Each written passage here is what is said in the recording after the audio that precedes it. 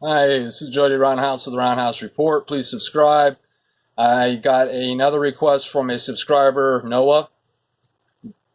He's writing a paper. Quote, if a conflict with the U.S. and China suddenly erupted, would the U.S. be able to establish air superiority over the South China Sea?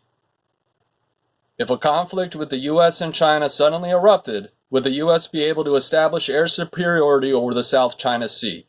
First thing is, would or could the U.S.? That's the first thing, but I'm going to break a couple of things down for you really quickly, and then I'll go into a little bit more detail.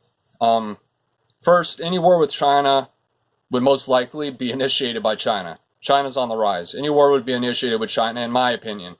Again, also, the context is everything, as you know. Context is everything. But in my opinion, any war initiated against the United States, or any war between the United States and China, would most likely be initiated by China. It would probably involve a massive missile blitz with simultaneous capture of, say, islands or Taiwan, or again, the context. But it'd be a missile blitz. We've taken steps because it would basically be like a Pearl Harbor. I think it's the 8th Fleet that's stationed there, the Pacific Fleet.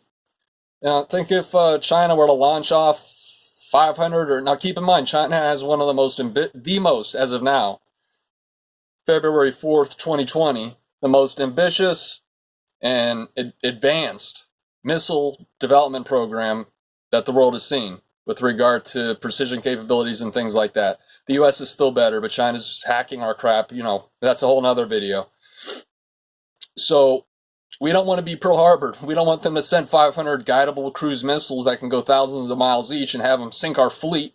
And in addition to that, hit all the airplane hangars and all the military bases that we have in South Korea, Japan, which that's our power base. Noah, I want you to go to Google and Google Maps or whatever and pull up a map of the South China Sea and type 9-line. South China Sea 9-line, and then go to images. And I'm going to base what I'm going to say off of that, okay? I think it'd be easier that way. That way I don't have to hold a map. So if you're looking at a map of the South China Sea, you can see China's enormous territory that they're claiming is sovereign. The South China Sea extends about 600 miles south of the mainland. That's a lot of water, and I believe 1/3 of the world's shipping goes through there. They've taken a bunch of groups of islands, namely the Spratlys, but others as well. They've militarized them. You already know this. They've militarized them. They've hardened their bunkers, and they've put ship-killing missiles along the coasts. Okay, so they're militarized and all that. Keep in mind, those would be the first targets in any kind of war.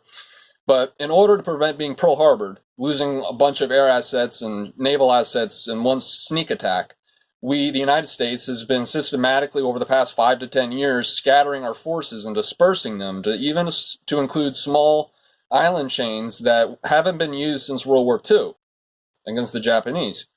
So and some of these island bases are even southwest of India to make sure that we're outside of their range, because what you need to do in order to establish air supremacy, you have to knock out, number one, you have to knock out their A2, D2 capabilities.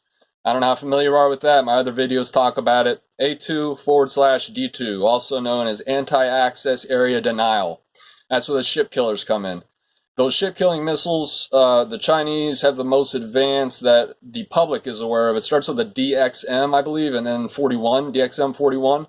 I forget what the actual missile itself is called, but it's maneuverable, it's guidable, and it travels thousands of miles an hour, and it travels just 20 or 30 feet above the ocean.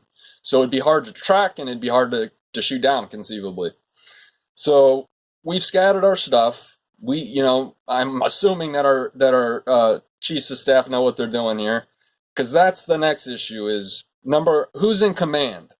If you have a President Obama in command against someone like Xi Jinping in command in China, most likely they would hit us, and freaking knowing Obama's policies, he'd probably capitulate and negotiate some kind of ceasefire that would see U.S. force deployments changed radically in the Western Pacific, Northwestern, North Korea and Japan, which is our power base, all the way down the Philippines into Australia.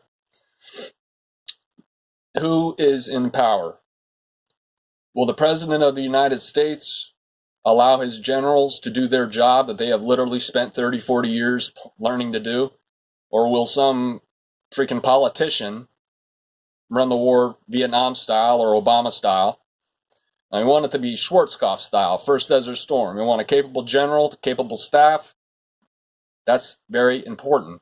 So number one, would we be able to establish air supremacy? Of course. But first, we need to destroy their A2D2 capabilities, because that's what keeps us far away from their shores. If we get within 600 miles of their shores, for instance, those missiles are now within range of our ships, our aircraft carriers, each of which holds about 100 airplanes, helicopters, and drones. So number one, you got to kill that, because a lot of those planes are going to be coming off those carriers. So we need to make sure that we can get our strike groups and our carriers close enough so that the fuel is within range, no pun intended or whatever, so that the aircraft has enough fuel to get to and from its target and back to the ship. So first thing is you got to kill the A2D2 strategy. You got to kill all those batteries along the coastline. You have to kill those islands. Number two, who's in command? If you have some pussy, excuse my language, in the White House, or if you have incompetent generals, I don't know. But if you have people in the White House, and if you have competent generals, and if you have an American population that is firmly unified, don't underestimate American patriotism. Look, after 9/11, we all unified. Look, after we were Pearl Harbored at Pearl Harbor, we all unified, both sides. We're highly polarized in the United States right now, the Democrats and the Republicans, as you know.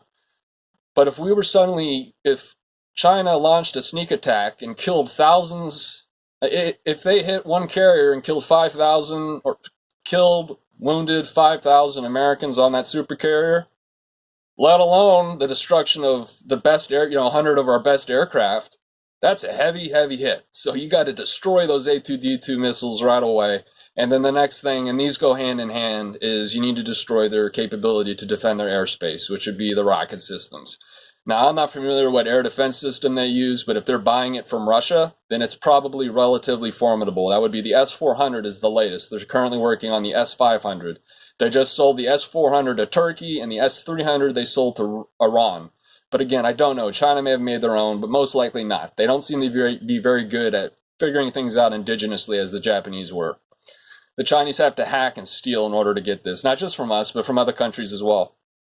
So, a big thing, you know how aircraft carriers came into their own after when World War II began?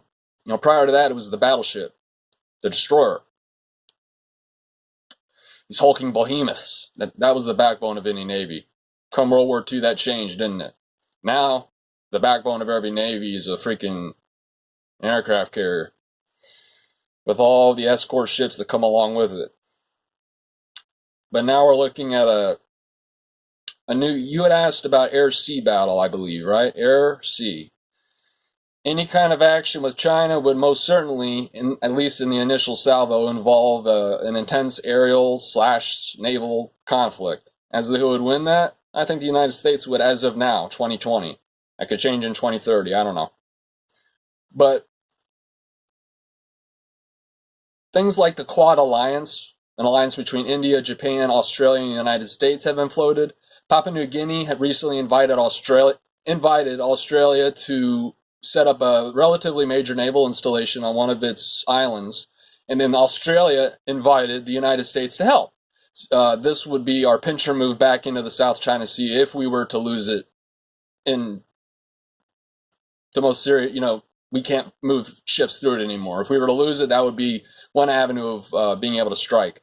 If you look at the Philippines under Duterte, he's playing China and the United States off of itself, trying to get as much as he can economically out of both. But we have thousands of troops in the southern Philippines, so I don't think Duterte, when it comes down to it, has much say. If the Philippines were to fall to China, that would break open our entire right flank. I'm assuming you're looking at the map. Our entire right flank in that region. It extends from Japan all the way down to Australia. And if you break open the Philippines, you broke open the right flank. But that's a whole nother video. Yes, we would be able to establish air supremacy. The first thing we would need to do is destroy their A2D2 capabilities. The next thing we would need to do is put our stuff in range. And we already have lots of stuff in range. So, as I was saying before, I lost track. If the Chinese snuck attack, if they were to launch a sneak attack, a surprise attack against us with a massive missile blitz against forces in South Korea, Japan, etc., the American population would be outraged. And the outrage of the American population, who is in control in the White House, and what field commanders / admirals are in charge of operational command.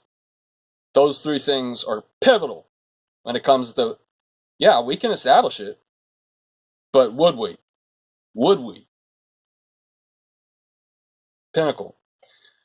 We talk about A2D2 strategy, we talk about air-sea battle. Multi-domain, fifth dimensional warfare is coming into its own. Land, air, sea, space. This last one here, cyber. Can't even see this shit. If we could actually see the amount of frequencies going around us at any given time with our houses full of modems and Wi-Fi and everything, we would be amazed. It'd look like something like the Matrix, all this coding going through the air. That's the fifth dimension. That's the fifth dimension of the fifth dimensional warfare. I don't know a lot about computers. I don't know how much I'd be able to study it at that point, but just as the aircraft, the point I was trying to make is just as the aircraft came into its own in World War II, I think in the next war, cyber will come into its own, and I think that we may be seeing the decline of the aircraft carrier. As to what will replace it, probably drone-based motherships. I don't know. I could speculate on that all day long. But the Chinese military, the biggest thing, if you have the right people in the White House, you got the American population pissed off, and you have competent commanders, okay? Now we're down to the battle to establish air supremacy over the South China Sea. Again, your question for your paper, if a conflict with the U.S. and China suddenly erupted, would the U.S. be able to establish air superiority over the South China Sea? So long as those conditions that I just mentioned were met, yes. We would take casualties, no doubt, but yes. Because unlike the Chinese military, and I don't just mean their army or their amphibious capabilities, but their air force, their rockets, the very weapons that they're depending on, the soldiers, the commanders themselves, the generals, they're all untested in battle. All of them. One thing that I believe a retired admiral, I don't recall, to paraphrase him, he said, yeah, the Chinese may be stealing stuff, and they've introduced a line of carriers that they're going to begin making. They can steal that all day long, but when it comes down to it, they can't steal the knowledge needed to run and operate such a massive endeavor as an aircraft carrier strike group. You can only learn that through training. And if a war were to erupt in the next 5 to 10 years, I don't think they'd have enough training inherently. The sailor, one of our super carriers has 5,000 personnel. It's a machine. No pun intended, it is a machine. It is like an organism, and each part has its own place to play. And if it's not done to perfection, you risk losing a battle potentially. So they don't know how to do any of that. They're still figuring it out.